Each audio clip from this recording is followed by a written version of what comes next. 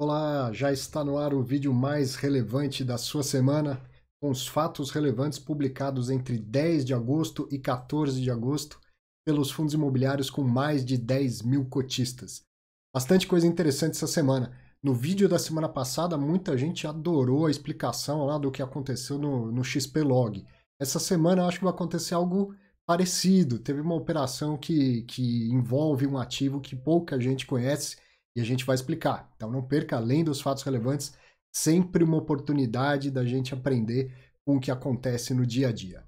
Vamos a eles? Primeira novidade dessa semana, não tem abre e fecha de shopping, nenhum fato relevante a respeito disso, e a maioria dos shoppings a gente sabe já abertos no Brasil todo. Bom, vamos aos fatos relevantes da semana. Ó.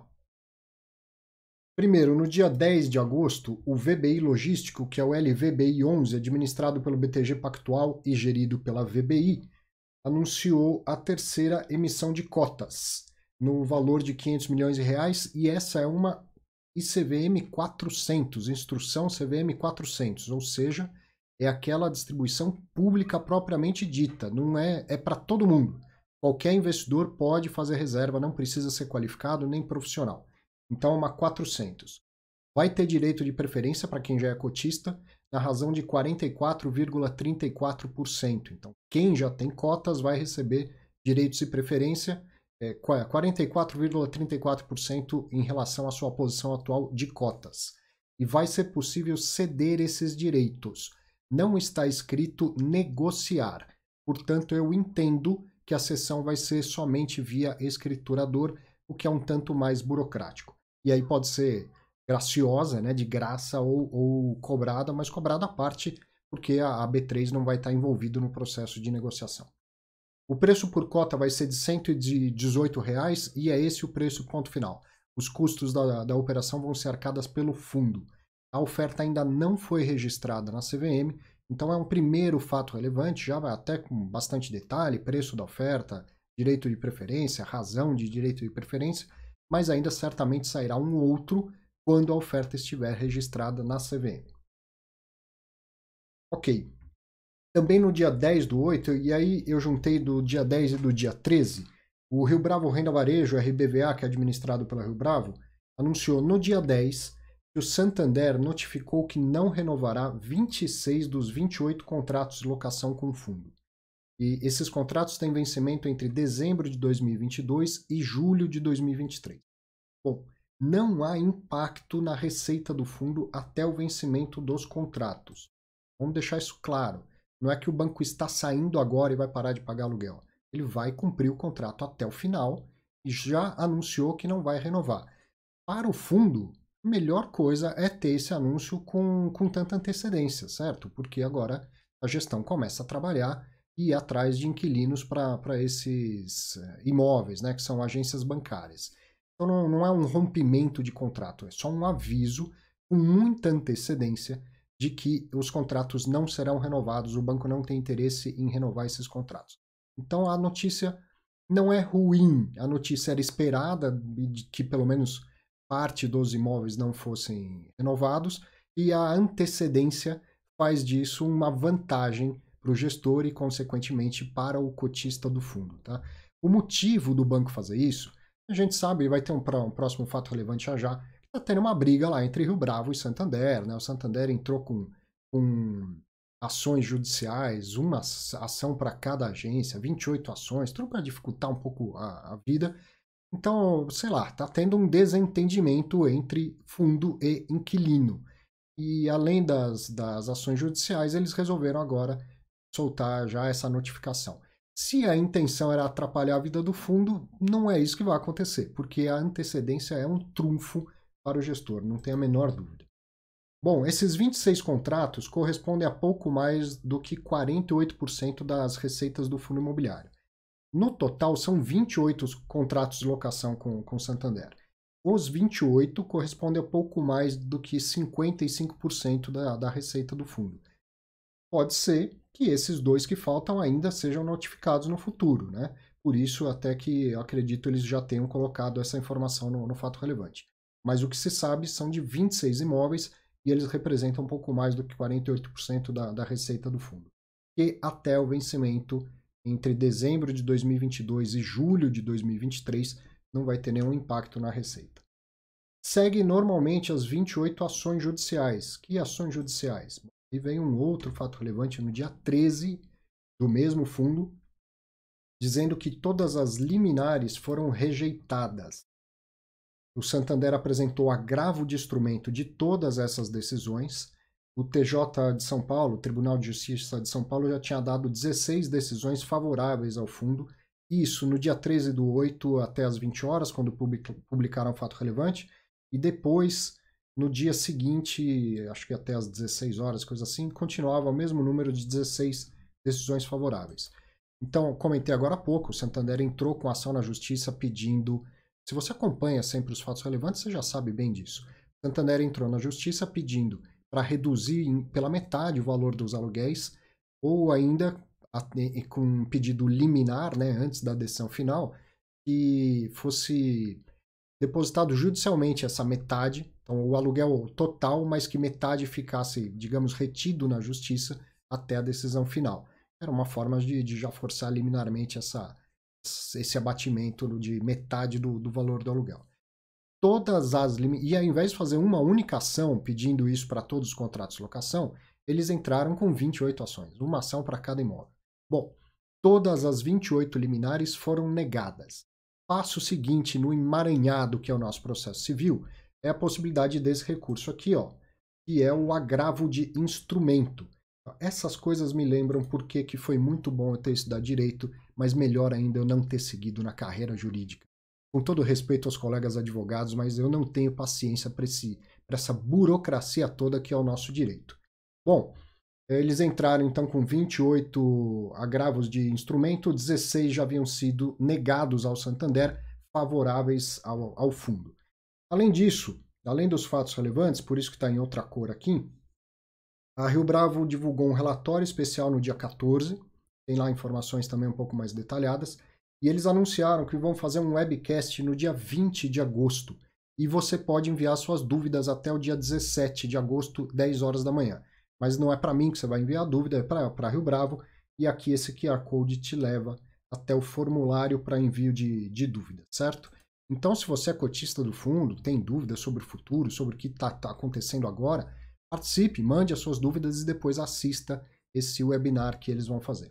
Ótima iniciativa, né? Quanto mais a gente se comunicar, melhor, e não precisa ser sempre por fato relevante, que tem todo esse juridiquês que é importante, é necessário, e é um documento formal exigido pela CVM, mas que bom fazer um webcast, fazer um vídeo, fazer uma ligação, né, um call com todo mundo, porque isso não é tão formal e dá para fazer uma comunicação muito mais direta, ainda mais nesse caso recebendo as perguntas dos próprios interessados, porque ninguém precisa ser cotista para mandar pergunta.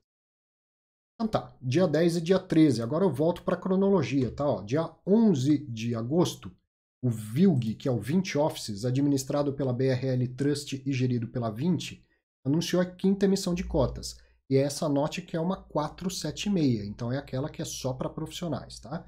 No valor de 275 milhões de reais. Vai ter direito de preferência, a proporção é de 50,28%. Vai ser possível ceder direitos somente aos outros cotistas e via escriturador.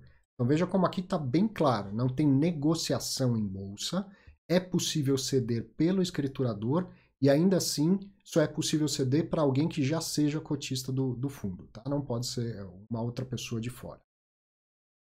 Quem exercer o direito vai ter direito também a sobras e a um montante adicional. Quando você for fazer a sua subscrição, quando você informar a corretora que você quer exercer o seu direito, se é do seu interesse, já informe também que você tem interesse nas sobras e montante adicional. Preço por cota vai ser de R$ 55,00 mais R$ 1,92 de taxas, né, dos custos da operação toda. Então, o custo total para quem exercer vai ser de R$ 56,92. E aí vem aquela mensagem que já virou um padrão. Eu dei uma melhorada aqui na redação que eu faço, que eu acho que ficou mais claro. Os direitos exercidos serão convertidos em recibos de subscrição não negociáveis e terão direito a rendimentos pro rata referente aos investimentos temporários, até que convertidos em cotas. Então é o seguinte, quem exercer recebe um recibo, e porque exercer implica em pagar. Pagou, você vai receber um recibo. Fica estranho, né? Receber um recibo, mas é isso que vai acontecer. E esse recibo não é um papel, esse recibo aparece na sua custódia, com o código VINO não 11. Pode ser 13, pode ser qualquer outro código. É comum que seja 13, mas pode ser qualquer outro. E aí isso não vai ser negociável, poderia ser, mas nesse caso não vai ser negociável. E rendimento, o que ele vai ter? O dinheiro dessa subscrição, enquanto ele não é alocado em ativos, ele fica numa aplicação financeira, e quem tiver o recibo vai receber como rendimentos o resultado dessa aplicação financeira. Mas a vida do fundo segue, tem as cotas normais, o VINO 11 das outras 4 emissões. Essas cotas vão receber o rendimento normal do fundo. Os recibos não, só o referente à aplicação financeira. Até que o recibo se transforma em cota. Então aí tudo vira VINO 11 e a partir de então as cotas têm direitos iguais e recebem os rendimentos normalmente. Para se transformar em cota, tem que esperar terminar a oferta, publicar o anúncio de encerramento da oferta, publicar o anúncio da distribuição de rendimento, aí a B3 autoriza a conversão dos recibos em cota, certo? Estou fazendo uma explicação um pouco mais detalhada em cima deste fato relevante do VINO, mas isso serve para todos os que a gente vê essa mensagem.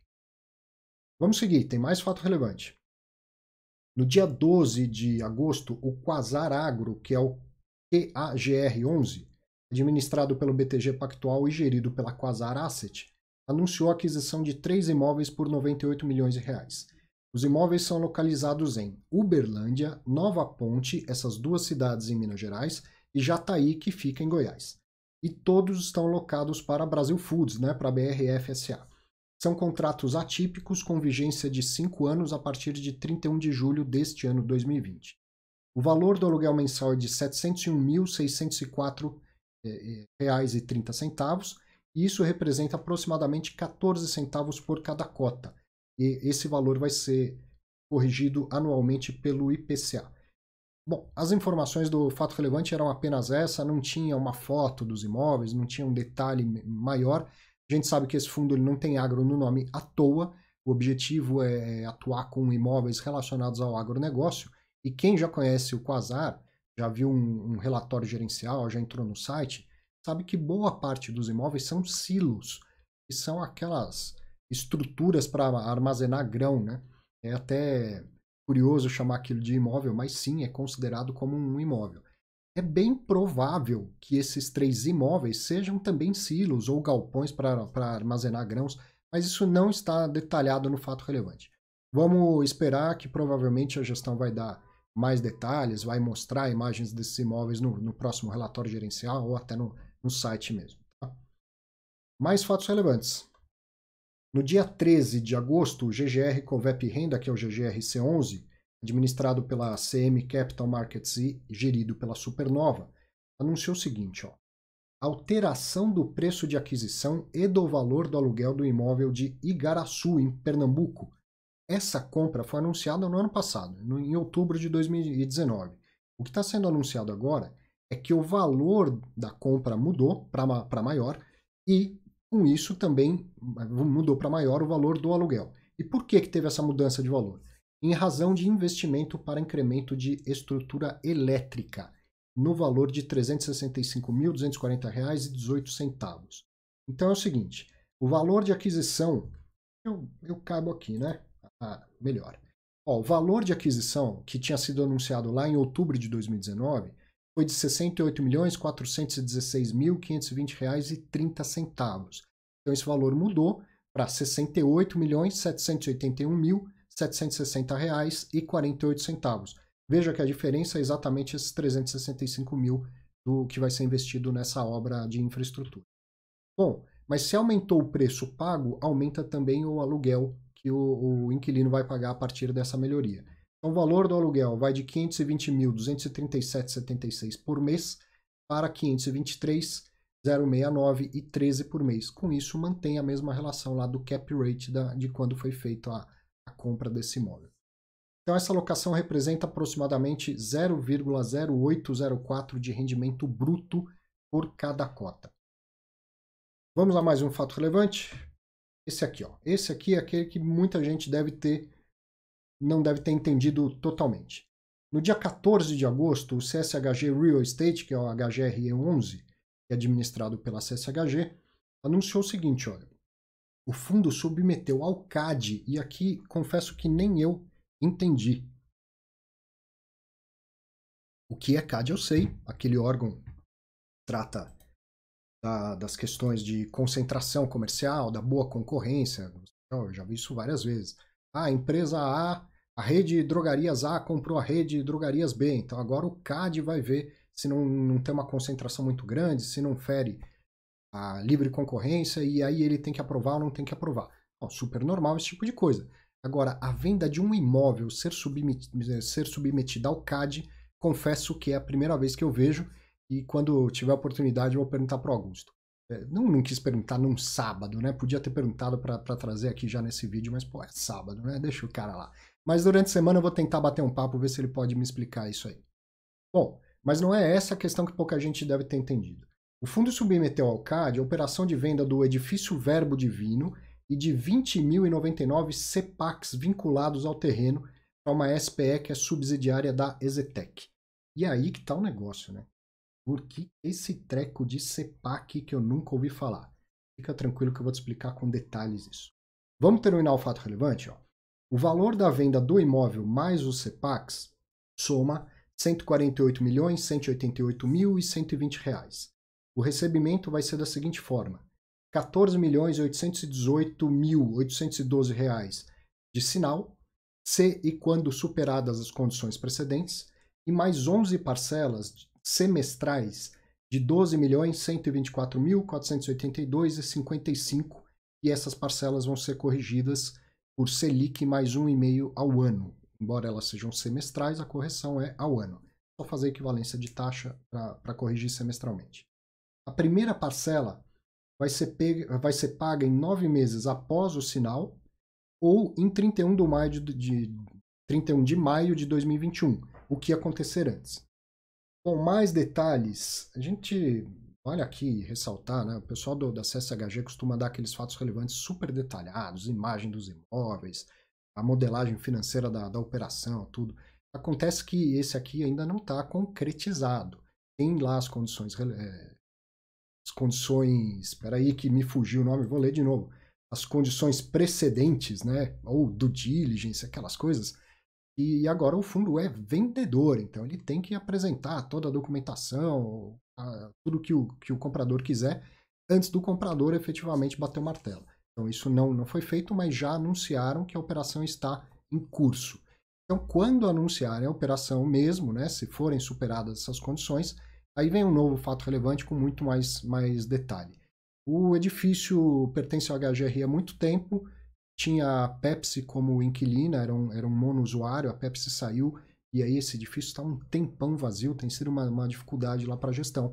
A princípio me parece que a venda é interessante até para o cotista, a depender desse valor, se o valor foi condizente com o valor do imóvel, se gerou lucro. Esses detalhes todos que eu estou falando, a gente vai saber num próximo fato relevante se a operação tiver efetivamente concretizada.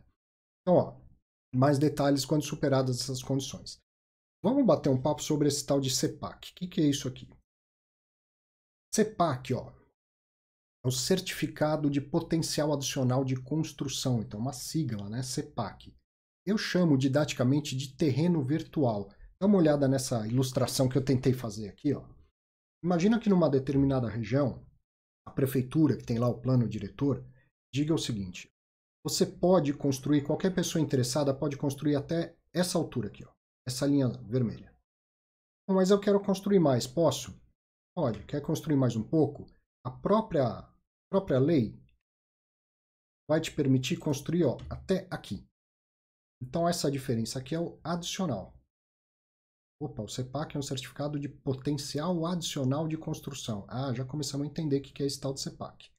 Tá bom, eu quero construir o adicional. O que eu faço?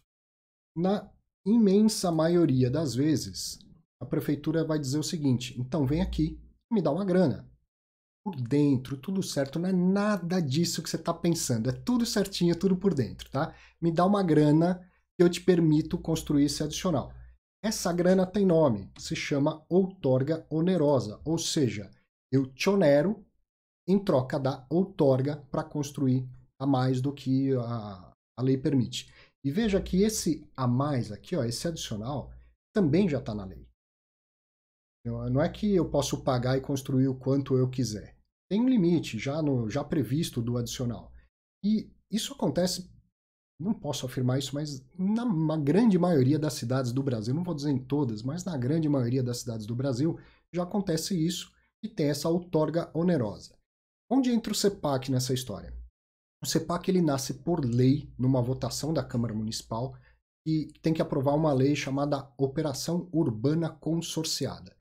Essa operação ela vai dizer para quais regiões da cidade vai valer o UC, né, a Operação Urbana Consorciada, aonde, ao invés de receber dinheiro, a prefeitura vai negociar os CEPACs, os Certificados de Potencial Adicional de Construção.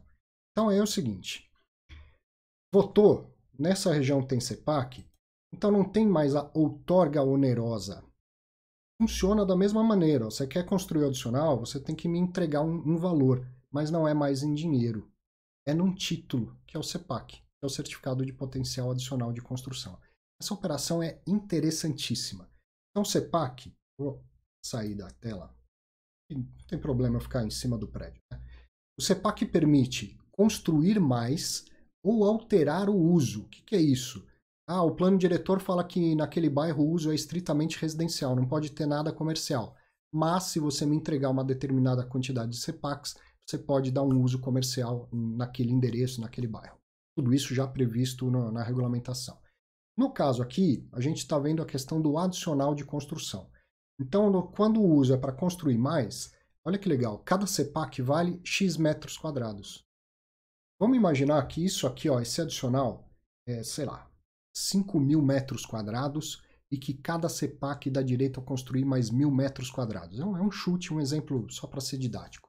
Então, se eu quero construir, quero aproveitar o potencial máximo de construção naquele terreno, eu tenho que entregar para a prefeitura 5 CEPACs.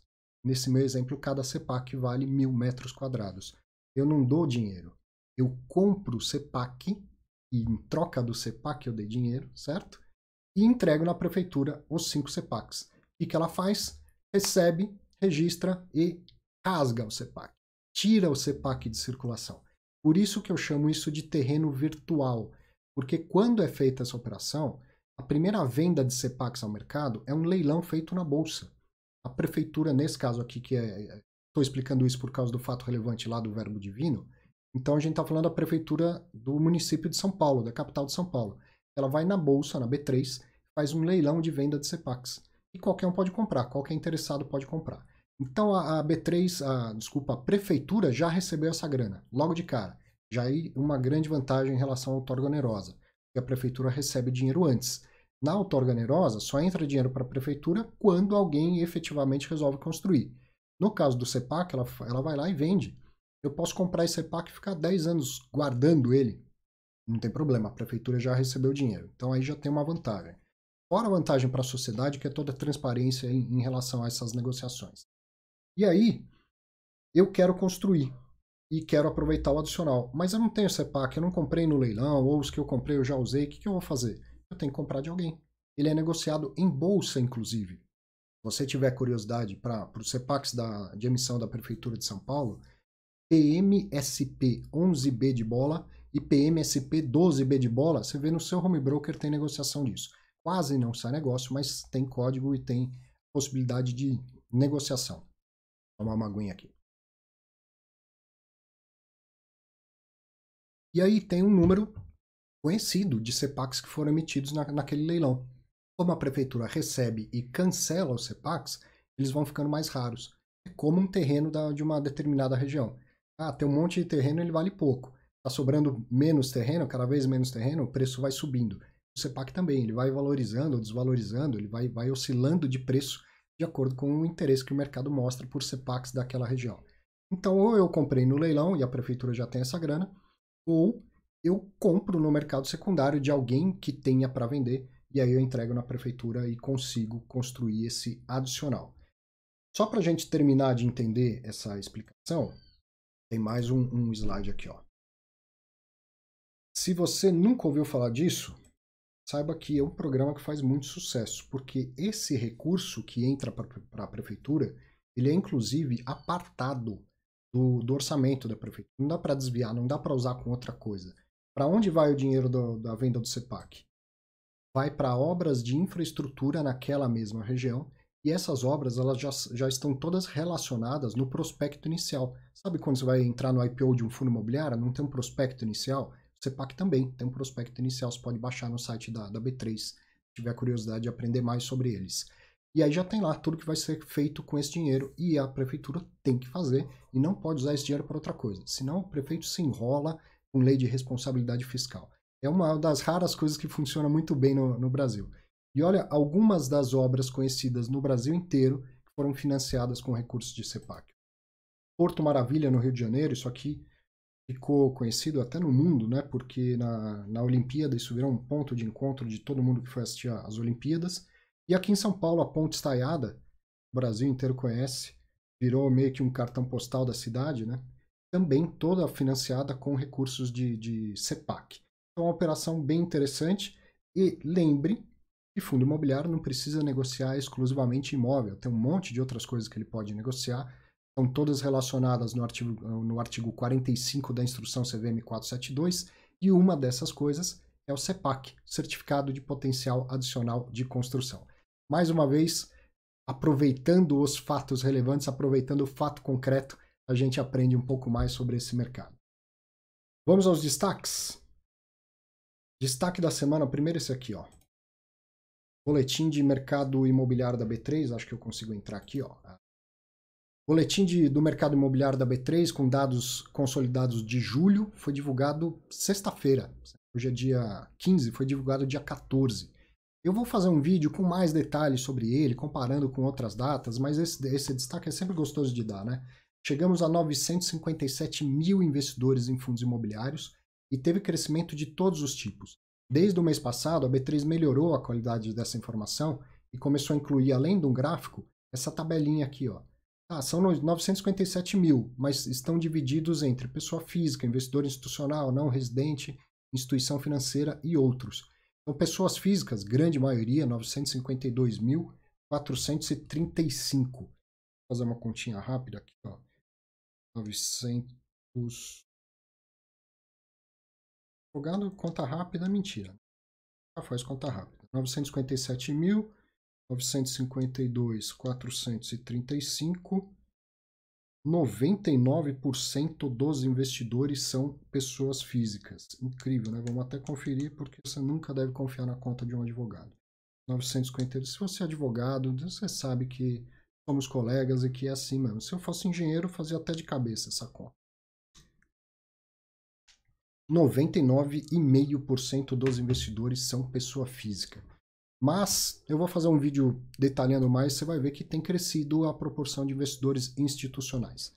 Depois, a segunda categoria, vamos dizer assim, de maior de cotistas são outros, não sei o que tem aí. Aí vem os institucionais, já são 898. Aqui, provavelmente, além de fundos de pensão, inclui fundos de fundos, outros tipos de fundos de investimento. 125 não residentes, podem ser estrangeiros propriamente ditos ou brasileiros que foram para fora e deram saída definitiva, e 31 instituições financeiras. Mais destaques? Sim, tem mais destaque. Vá lá no canal da revista Buildings e assista este vídeo para ver que sensacional esse novo empreendimento que foi entregue agora em São Paulo. Ele é o Birman 32, fica na Faria Lima. Quem estava habituado a assistir o programa Fundos Imobiliários há muito tempo, no segundo estúdio, que era aquele que tinha todo envidraçado e dava para ver ao fundo da Faria Lima, você vai perceber lá um buracão. Tinha um espaço enorme, um buraco. O buraco mesmo dava para ver, mas dava para ver os guindastes, dava para perceber que estava acontecendo uma obra lá. Era isso aí, ó. E agora está pronto. Birman 32. Um prédio extremamente moderno, de uma arquitetura maravilhosa. E o pessoal da Buildings foi lá conhecer o prédio e ainda entrevistou o Rafael Birman, que é o empreendedor. Esse 32 não é por acaso, o Birman já construiu muita coisa por São Paulo e sempre prédios icônicos.